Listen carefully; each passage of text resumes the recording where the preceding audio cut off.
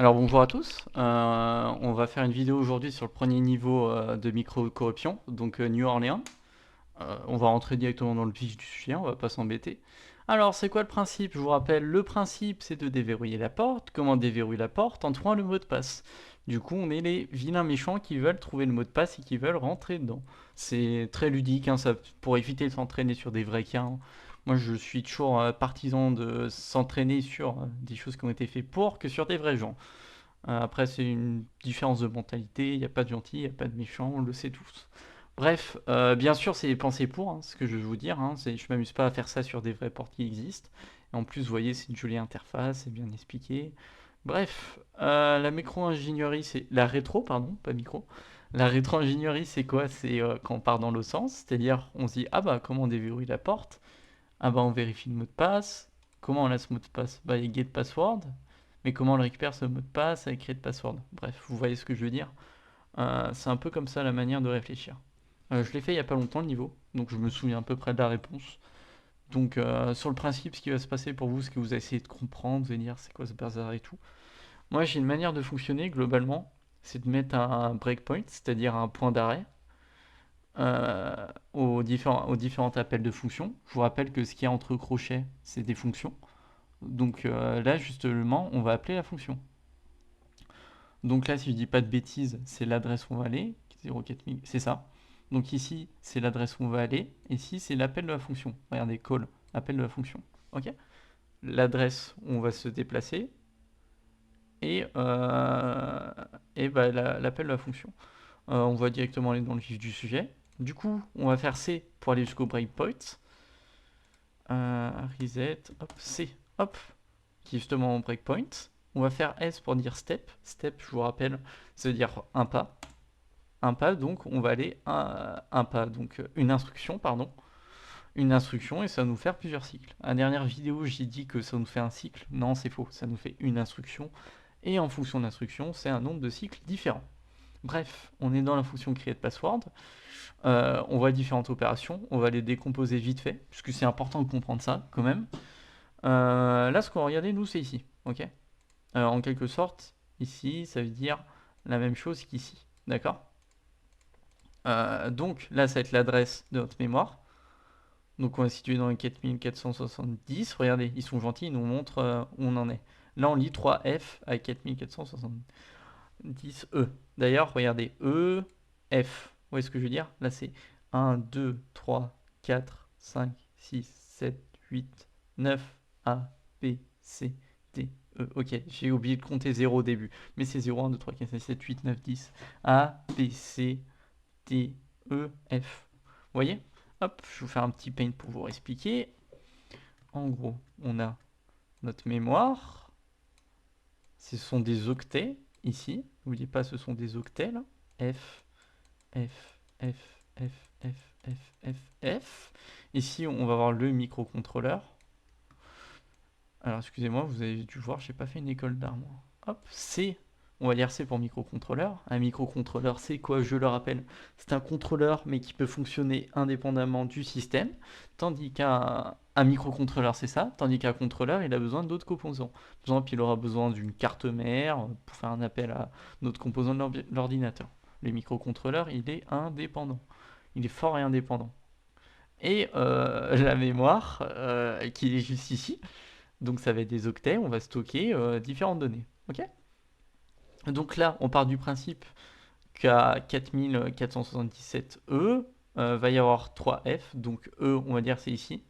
Là, c'est 0, 1, 2, 3, 4, 5, 6, 7, 8. Je vais mettre des petits points A, B, C, D, E, F ici. Ok.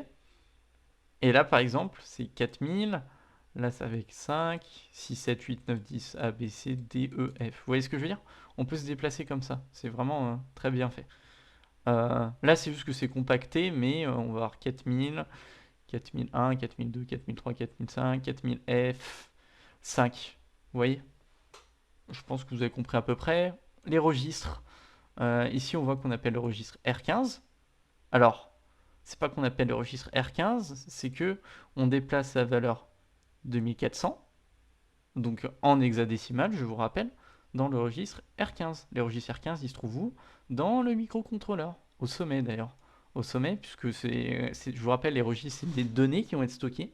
Sur la dernière vidéo, j'ai dit qu'il y avait des fonctions aussi, mais je sais pas pourquoi j'ai dit ça, parce que c'est complètement faux. Peut-être s'il y a des registres qui stockent des fonctions, mais ça me paraît... Je n'ai jamais entendu parler. Mais bref, c'est des données qui vont être au sommet du microcontrôleur, ce qui va permettre justement un maximum d'efficacité. Ça évite d'aller piocher dans la mémoire les données. Donc, on remarque qu'on va stocker 2400 dans le microcontrôleur. Donc si je fais S pour, je vous rappelle, step, donc excusez-moi, pour faire une instruction, hop, regardez, qu'est-ce qu'on a là? 2400 qui a été affiché, comme c'est joli. Je sais pas pourquoi ça affiche 2216, mais bref, ce qu'il faut voir, c'est qu'on a affiché 2400. Qu'est-ce que ça veut dire dans la mémoire? Qu'on a décidé d'afficher 2400 ici, dans notre registre R15, on va dire qu'R15 est situé ici. Il vaut 2400 ici. Cependant, il faut bien savoir que après, on va écrire des valeurs à différents octets du registre R15. Autrement dit, on va pas écrire des valeurs ici, on va écrire des valeurs qui sont dans la mémoire, ou à 2400. Hop, on va dire c'est 2400, puisqu'au-dessus c'est censé être 4000. Hop, donc là c'est notre R15 qui est stocké à 2400. Juste là, justement, là, on n'a toujours rien écrit. Donc là, ça faut se dire, c'est une zone vide entre 0170 et 4390. Ce petit astérix là, que vous voyez là, c'est-à-dire que là, c'est une zone vide dans la mémoire. Il n'y a rien d'écrit dedans, c'est tranquille. Donc, pour en revenir à nos moutons, ce qui va se passer, c'est que là, ça va être des octets différents du R15. Je vous rappelle, des octets, c'est 2 chiffres en hexadécimal. Donc ça, par exemple, ça c'est de l'hexadécimal, 4C c'est de l'hexadécimal, et, 0 c'est de l'octet. C'est-à-dire 0 ça va être les deux zéros en hexadécimal. Vous voyez ce que je veux dire? Par exemple, enfin, ouais, vous avez compris, hein, je vais pas continuer là-dedans, je n'ai pas envie de faire d'hexa et de l'octet. Mais voilà le principe, c'est que en gros, là on va se déplacer dans les octets, donc 2 chiffres d'hexa à 2 chiffres en hexa, et on va mettre la valeur 2D à la position R15 au premier octet, c'est-à-dire position R15 du premier octet, c'est-à-dire là on va avoir 2400 dans la mémoire, on va voir premier octet, 2 chiffres en hexa, deuxième octet par exemple 1, 2, bon attends on va prendre les vrais exemples. Donc là 0, 0 c'est-à-dire à l'octet 0, là, à la position R15, c'est-à-dire à 2400, vous suivez là? R15, ça se situe à 2400 dans la mémoire, donc ici. Et 0, 0, donc c'est 0, 0 ici. Ok? En 0, 0, pardon, c'est un seul 0. Donc c'est le 0 ici. Hop, c'est le 0 ici. Donc là, on va écrire 2D en hexa. À l'octet 0. 2D. Ok? Là, pareil, on va faire move B, donc c'est-à-dire move bit. La valeur de B à l'octet 1. Donc là, c'est l'octet 0, là, c'est l'octet 1. Donc là, c'est 2D, là, c'est 2B, avec ma magnifique écriture. À l'octet 2, qu'est-ce qui va se passer? On va écrire, à l'octet 2, on va écrire 78, etc., etc. Vous voyez ce que je veux dire? Là, en quelque sorte, on a stocké l'adresse de la mémoire dans le registre, et on va écrire à la position du registre, en dur, des données. On ne sait pas à quoi elles nous servent encore. Bon, après, c'est create password. Je pense que vous avez compris qu'en quelque sorte, on va créer notre mot de passe à l'adresse du registre, qui est du coup en 2400. Enfin, c'est pas l'adresse du registre, qui est la valeur du registre. Ok, on commence depuis le début. On va écrire, pardon. On va créer. On va écrire aussi, ça marche aussi. On va créer notre mot de passe. Notre mot de passe, on va le créer où? On va le créer dans la mémoire, à la valeur du registre. On va le créer. Waouh! Notre mot de passe, on va l'écrire du coup à l'adresse de la mémoire qui est liée à la valeur du registre. C'est-à-dire que le registre, il est à 2400, le registre R15. Donc, on va dire, bah voilà, là, c'est là où on va placer notre mot de passe dans la mémoire. Vous voyez, à force, on va y arriver, c'est bon. Et en fait, ce mot de passe, on va écrire des bits directement entrés en dur. Donc ça se lit comme ça, c'est 2D, 2B, 78, 78, 78. On va rentrer ces valeurs du coup à 2400, qui est, je rappelle, la valeur du registre R15. Et on va avancer d'octet en octet, c'est-à-dire ces valeurs. On va écrire 2D à l'octet 0, on va écrire 2B à l'octet 1, on va écrire 78 à l'octet 2, etc., etc., etc. Ce qui va se passer du coup, c'est que ici, on va avoir notre mot de passe qui va s'écrire au fur et à mesure. Ok? Donc là, on en est à l'instruction. Ici, on va commencer à écrire nos premières valeurs. Jusque là, ça ne nous affiche pas 2400. Pourquoi? Puisqu'on n'a toujours pas écrit de valeur dessus. Donc pour lui, la mémoire c'est vide. Donc il met son astérisque. Mais si on fait S, c'est-à-dire donc on fait une instruction qui va écrire 2D à la valeur 2400 de la mémoire, à l'octet 0. Donc on devrait voir juste ici 2400 s'afficher. C'est un peu dur l'informatique. On devrait voir ici 2400 s'afficher avec à l'octet 0 écrit 2D. Regardez, si je fais S pour que ça marche, c'est bon. Bien sûr, j'étais convaincu que ça allait marcher.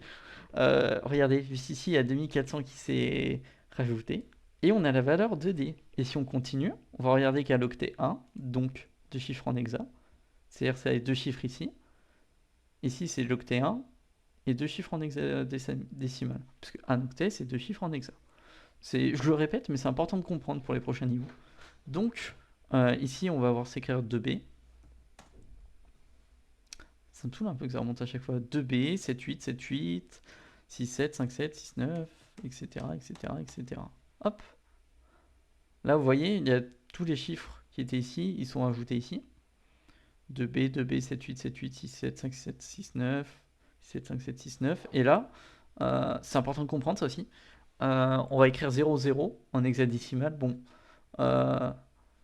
pour la machine, enfin pour nous, ça change pas grand chose puisque ça va être déjà 0, 0. Mais quand vous voyez qu'un seul 0 en octet, il faut se dire qu'un seul 0 en octet, c'est 0, 0 en hexa. Ce que j'ai montré tout à l'heure par ailleurs sans faire exprès. Ok? Donc là, qu'est-ce qu'il faut comprendre? C'est que le mot de passe est rentré en clair. Et par la suite, dans la fonction, c'était quoi? Check password. Parce que logiquement, on va se dire, bon, bah, si on a le mot de passe, on va voir comment il le vérifie. On va bouger du coup notre registre R15 dans le registre R13. Donc cette valeur-là, on va la bouger dans R13. Bah, attendez, regardez, on va faire ça. Hop, hop, hop. Excusez-moi, j'ai mis des breakpoints qui nous servent à rien. On va mettre A. Donc si on s'arrête là et qu'on fait la prochaine instruction, là ça bouge R14, on s'en fout. Là, regardez R13, hop. Là, R15, il valait 4343 9C, parce qu'il y avait d'autres instructions entre temps, on ne sait pas ce qui s'est passé. Puis après, il va y avoir cette instruction qui nous plaît bien, qui va comparer ce qui est à la position 2400. Ce qui est à la position 2400. Hop, attendez. Hop. Hop. Ce qui est à la position 2400 avec ce qui est à l'adresse R13. Donc ça va un peu comparer notre mot de passe en gros. C'est quoi le principe avec tout ça en fait? Bah, c'est que tout simplement, ici on a un mot de passe qui est rentré en dur, et ça va comparer avec ce qu'on a rentré nous, je sais plus quel registre c'est, ça va comparer chiffre à chiffre ce qu'on a rentré nous. Juste, on va faire un truc, c'est qu'on va résoudre l'énigme, donc normalement vous avez tout compris. Sur le principe du coup, en assembleur on va comparer bit en bit, c'est-à-dire là il va y avoir le mot de passe écrit dans la mémoire, vous vous en souvenez à tout à l'heure, hop. New Orléans, hop, hop, hop, hop, excusez-moi, hop, hop, regardez. À 2400, va y avoir notre mot de passe. Hop, hop, hop. Oh, c'est mal foutu. Bref, on va avoir notre mot de passe qui est rentré ici. Nous, on va rentrer le mot de passe. Il va comparer bit à bit. Et en fonction de l'instruction, s'il voit une différence, bah, il va tout faire pour que justement on ne déverrouille pas la porte. Cependant, si le mot de passe qu'on a rentré il est identique avec le mot de passe qui est rentré en dur à l'adresse 2400, alors il va nous déverrouiller la porte. C'est pour ça que du coup, si je fais C et que je colle les lettres, puisque attention, hop, il faut coller les lettres. Ici, je fais C, Hop, si on enlève les breakpoints, excusez-moi. Si on enlève les breakpoints. Bah, de toute façon, là, vous avez vu, il s'est arrêté à une lock door, donc c'est-à-dire qu'on a gagné. Et là, elle a dit bravo, vous avez déverrouillé la porte, bravo à vous. J'ai préféré vérifier tout à l'heure, voir si c'était bien ça la solution, mais c'est ça. Bref, donc on a comparé bit à bit la solution et on s'est rendu compte que c'était rentré en clair. Bon, on va aller un peu plus loin là. Si vous voulez vous arrêter sur la vidéo, bah, si vous voulez juste voir comment ça fonctionnait pour micro-corruption, bah, vous pouvez vous arrêter là, mais je fais un petit aparté avec DMCrypt. Et même sur le stockage de mots de passe en clair. DMCrypt, pourquoi? Parce que je l'ai vu dans, pas longtemps dans la boîte, donc c'est cool d'utiliser ce que je vois au travail et ce que je vois ici. En quelque sorte, là, on se dit, ah bah dis donc, le mot de passe, il est rentré dans la mémoire et tout, il est rentré en clair, c'est dangereux et tout, parce que si quelqu'un lit la mémoire, bah on est foutu. Oui, il y a des moyens de lire la mémoire et tout, on peut trouver un mot de passe en clair. Mais ça veut pas tout dire, parce que justement, bah ça peut vous faire chier si vous utilisez le même mot de passe à plusieurs endroits. Si on trouve ce mot de passe, bah on peut se deviner que votre compte Google et tout, bah, et bah tout simplement il utilise le même mot de passe, c'est pour ça qu'on est censé utiliser des mots de passe différents. C'est qu'on pourrait réussir à trouver votre mot de passe dans la mémoire, donc peut-être on pourra trouver votre mot de passe sur le compte Gmail et tout. Euh, Bref, c'est pas là, je suis pas là pour dire quoi faire. Je suis pas expert non plus. On va juste parler d'Encrypt. D'Encrypt, c'est quoi? C'est une solution de cryptage de Linux. Sur Windows, c'est BitLocker, si je dis pas de bêtises. Ouais, c'est vrai, c'est BitLocker sur Windows. Et sur le principe d'Encrypt, on va avoir Bob, P, qui va rentrer son mot de passe, ok? Son mot de passe, il va subir des opérations mathématiques, il va être crypté. C'est quand même des grosses opérations mathématiques, hein. Faut pas croire que c'est 1 plus 1 plus 5, c'est des grosses opérations mathématiques. On va mettre M pour maths. Et là, on va avoir le MDP crypté. Vous savez comment c'est bien écrit. Mais DMCrypt, du coup, ils se sont dit, bah voilà, c'est simple. Ouais, c'est maths, ok. Si on arrive à trouver le mot de passe, alors on aura juste à essayer toutes les solutions mathématiques pour trouver le bon mot de passe crypté. Puisqu'en fait, l'application, ce qu'elle va comparer, c'est le mot de passe crypté. euh, Bah, c'est le mot de passe crypté. Ce que vous rentrez en mot de passe, même si c'est le même qu'a rentré Bob, vu qu'il y a une opération mathématique entre ce que stocke l'application et ce que vous écrivez vous, et ben ça sera pas la même chose, ça sera différent. Donc c'est pour ça que on va essayer de trouver des solutions, on va essayer de hacher le mot de passe, ça s'appelle. C'est c'est des sortes d'opérations mathématiques qui permettent de modifier le mot de passe. On va essayer de hacher le mot de passe pour ce qu'on rentre nous, ce qu'on a trouvé, corresponde avec ce qu'a fait l'application. Mais DMCrypt, justement, ils sont allés un peu plus loin. L'application, en plus, elle génère une clé aléatoire. CA, donc on va dire clé aléatoire. Ok, clé aléa. J'écris pas, parce que vous vous rendez compte, j'écris très mal. Elle aussi, elle va subir des opérations mathématiques. On va écrire maths, on va rester dans le truc. On va rester une maths. Il va, excusez-moi, il va aussi subir les opérations mathématiques avec le mot de passe qui est crypté au-dessus. Donc on va mettre C plus MDP, donc la clé plus le mot de passe. Et c'est avec et là, c'est avec le mot de passe qu'on va essayer de trouver. Ok. Bon, après, il se passe d'autres choses. Vraiment, je trace et j'évite de rentrer dans le détail. En gros, c'est ce qui va se passer. Pourquoi je vous dis ça? Tout simplement que c'est pas parce qu'on a trouvé un mot de passe que c'est forcément la solution. Là, par exemple, on n'a qu'une seule opération à faire. Donc, on n'a qu'un seul calcul à faire, aussi long soit-il. Donc, on peut se dire, bah, ça va être plutôt rapide à trouver, surtout qu'avec un ordinateur, ça peut faire plein de calculs à la minute. Donc, après, on va parler de sel et tout, qui vont permettre de réduire le temps, enfin d'augmenter le temps avant qu'on trouve le mot de passe. Et bien là, sur le principe, c'est que le mot de passe qu'on a trouvé, même si on arrive à trouver le mot de passe qui est crypté, c'est-à-dire qu'on arrive à trouver la solution mathématique qui permet de trouver le mot de passe qu'a rentré Bob A au mot de passe qui est stocké à l'application, en fait, ça va pas suffire. Parce que ça va pas être le mot de passe qui est stocké par l'application. Ça va être le mot de passe stocké par l'application. Attendez, je vais le mettre en rouge. Ça, c'est toujours pas en rouge. Pourquoi c'est pas en rouge? Si, c'est en rouge. Ok. Je sais pas, c'est gros. Ça, c'est pas le mot de passe crypté, c'est pas ce qui est stocké par l'application. Ce qui est stocké par l'application, c'est le mot de passe crypté qui a subi une opération mathématique avec la clé aléatoire générée par l'application qui elle-même a subi des opérations mathématiques. Vous voyez ce que je veux dire? Le nombre d'étapes qu'il y a, Donc c'est-à-dire que si vous trouvez ce mot de passe qui a été stocké en clair, c'est-à-dire dans la mémoire, juste ici, en fonction de l'application qui a été utilisée, par exemple si c'est le mot de passe de dmcrypt, là, qui est entré en dur, donc vous avez trouvé là, vous avez trouvé ça. Là, vous avez trouvé 2B, 2D, etc. C'est-à-dire le mot de passe que j'ai rentré ici. Là, vous venez de trouver ça. Mais par contre, cependant, il faut que vous trouviez l'opération mathématique qui permet de trouver le mot de passe crypté. Et que euh, derrière, vous trouviez cette clé aléatoire qui a été générée pour trouver finalement le mot de passe qui permet de déverrouiller l'application. Vous voyez toute la difficulté là quand même. Et vous pouvez vous dire, ouais, mais Elliot, comment tu fais justement pour retrouver ces mécanismes de cryptage? Bah en fait, c'est des mécanismes qui sont plutôt connus, même si ça a été des chiffres qui, a été des chiffres qui ont été générés aléatoirement, excusez-moi. Il y a toujours 2-3 personnes qui ont trouvé des solutions pour décrypter ça. Peut-être je ferai une vidéo là-dessus sur comment ça se passe. Ça peut être super intéressant. Et du coup, sur le principe, ce qu'il faut retenir, c'est que il n'y a pas qu'un mot de passe à trouver la plupart du temps.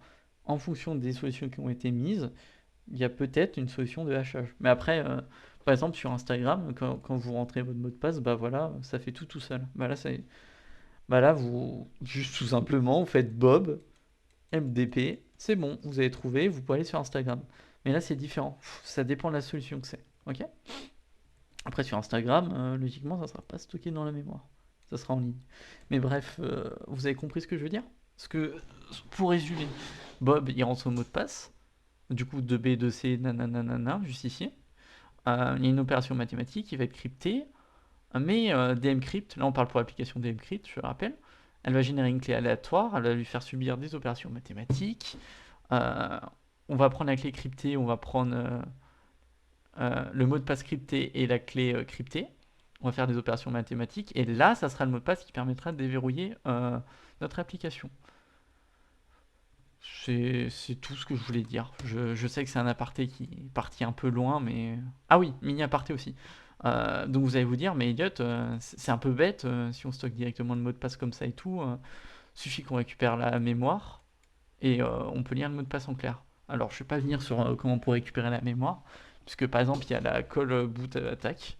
Je ne sais pas si vous connaissez. J'ai appris ça, c'est très intéressant. En quelque sorte, on va balancer une bombe de froid sur notre processeur. Et au moment du démarrage ou qu'on l'éteigne, ça dépend de l'action qu'on va faire. Et vu qu'il va ralentir son fonctionnement, il va ralentir d'une manière très puissante, et ben on pourra récupérer les données stockées. Puisque c'est plein de données qui vont passer à droite à gauche. Et si on ralentit, bah, en fonction de l'action qu'on va récupérer, on pourra avoir la clé. Peut-être que je ferai une vidéo là-dessus, à voir. Mais bref, pour éviter justement de retrouver le mot de passe qui est stocké en clair, dmcrypt, je crois qu'ils ont implanté dm parse, si je dis pas de bêtises. Ouais, regardez, hop. Ils ont implémenté dm parse, c'est qui a fait ça? Je sais pas. Non, pas dm spare, pardon. Spare. Ah oui, pour la parse, c'est bête. Ok.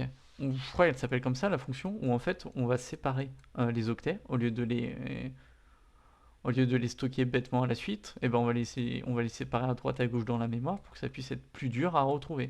Vous voyez, il y a plein de petits mécanismes comme ça qui permettent d'augmenter la difficulté. Pourquoi? Vous allez vous dire, pourquoi on stocke pas un mot de passe qui est crypté? Comme ça, la personne qui retrouve le mot de passe, bah, ça sera pas le mot de passe en clair.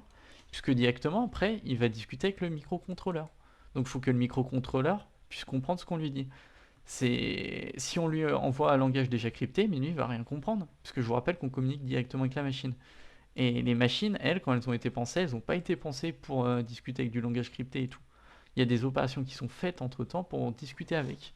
Donc c'est pas possible de mettre du langage crypté, puisque pour lui ces opérations elles voudront rien dire.